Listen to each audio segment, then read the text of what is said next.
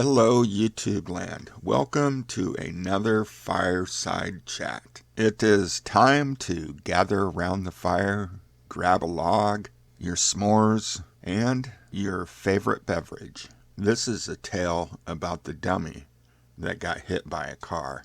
In the winter of 1974, which would put me in the 6th grade, my best friend got hit by a car right in front of me right after school. In my district back in 74, there was a big building boom. We had several high-tech companies that had moved in, and, well, everything was growing so fast that the school system couldn't keep up.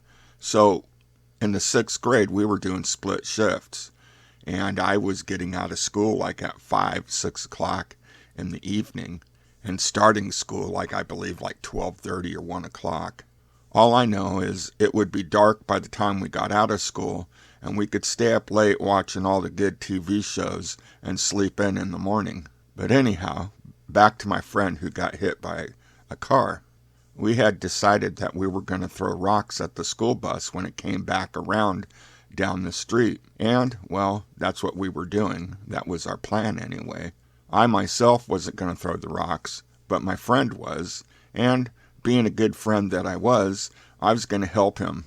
So as he was hiding in the filbert orchard right next to the road, I told him, "Hey, come on over here, it's a better shot."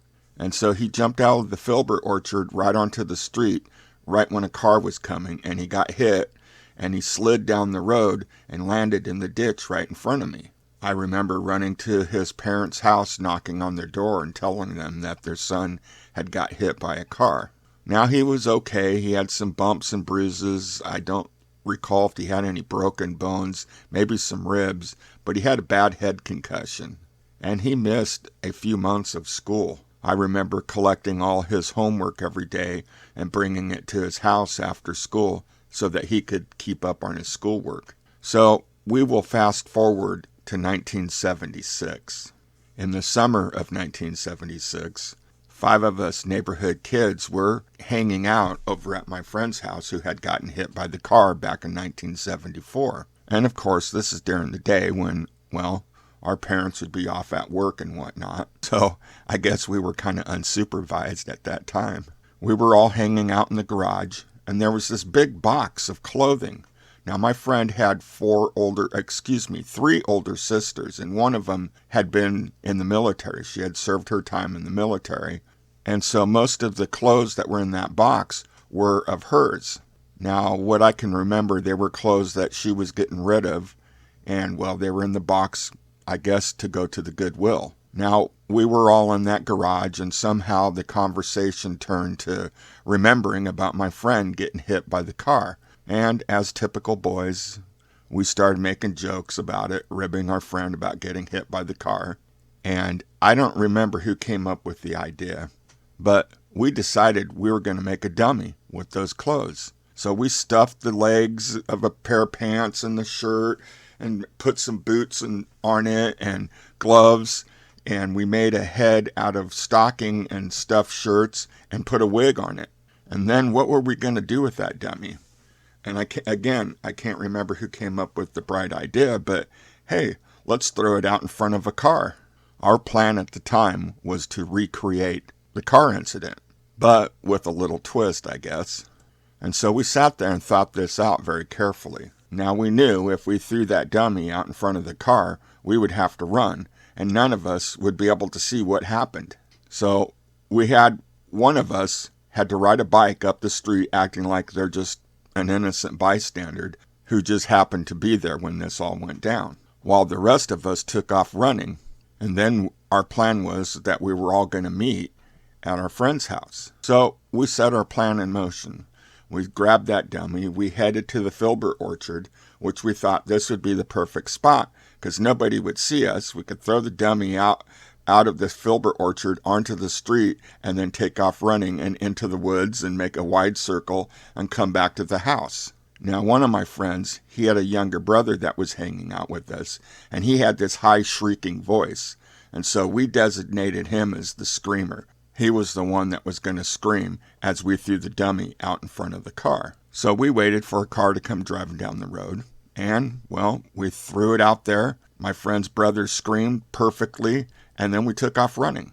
Now, at the time, it seemed like fun and games. And looking back at it, this could have been very dangerous because somebody could have got hurt very badly, could have caused an accident or whatever, and I would never condone that action now. But, as young, stupid boys doing young, stupid boy things, that's what we did. So we made a big, wide loop like we planned, and we met back at my friend's house. And we're standing on the front driveway, and we're telling our stories, and we're listening to the person that was riding their bike and him explaining what had happened. Here's the story from the friend who was on the bike. As he was riding his bike up the street like planned, and this car come driving down towards him, the dummy came flying out of the filbert orchard perfectly, hit the front of the car, flipped over the car, and landed in the ditch face down. The car came to a screeching halt, and the lady in the passenger seat is screaming, "Oh my God, he's dead, he's dead, oh my God, he's dead." Of course, I'm using my Marcia Meadows voice there. And the driver, he gets out of the car, and he's yelling at the lady, "Martha, just shut up, be quiet." Literally, that was her name, Martha. So he gets out of the car and then walks to the back of the car towards the dummy laying face down in the ditch, with the lady still in the front seat screaming, "Oh my God, is he dead? He's dead." And the driver, the man, he walks up to the dummy and he's standing there and he goes, "Hey, are you okay? Are you okay?" Well, of course the dummy's not going to answer. So he kind of nudges the dummy with his foot. And then he realized that it wasn't a person at all, but rather a dummy laying there. And he turns back to the car. As he's walking towards the car, he goes, "Ah, damn it, it's just a dummy. Martha, just shut up, it's just a dummy." And he jumped in the car and they drove off.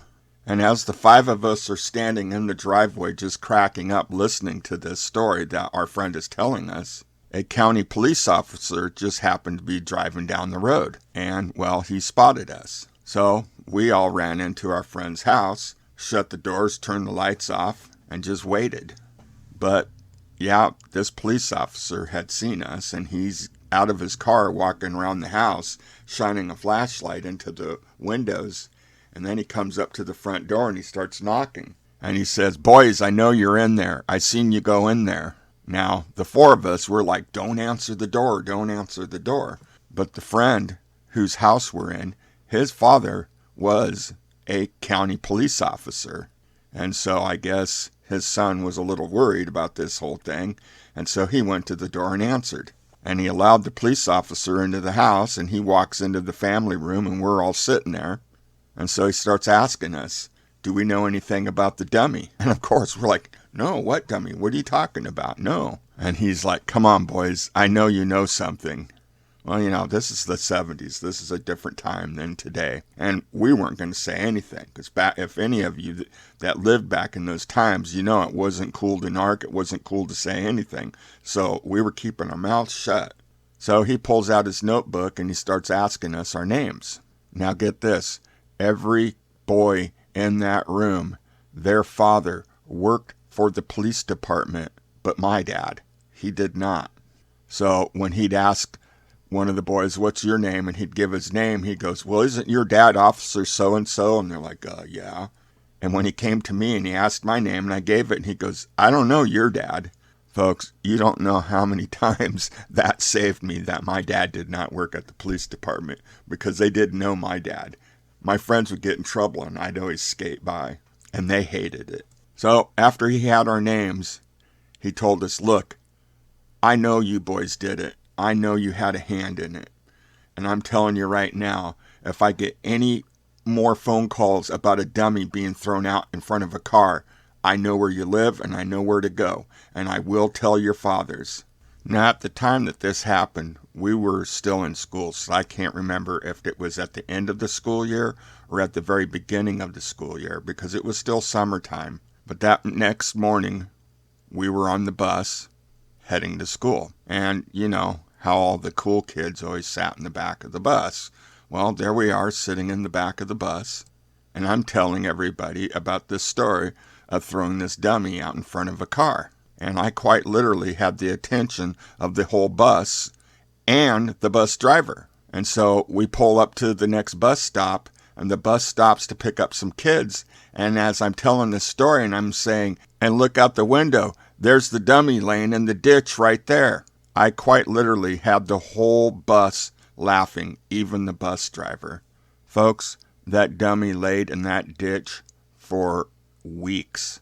And then one day it just disappeared. I'm sure probably somebody kept calling in, hey, there's a dead body laying in the ditch. And the police finally got tired and picked it up or something. I don't know.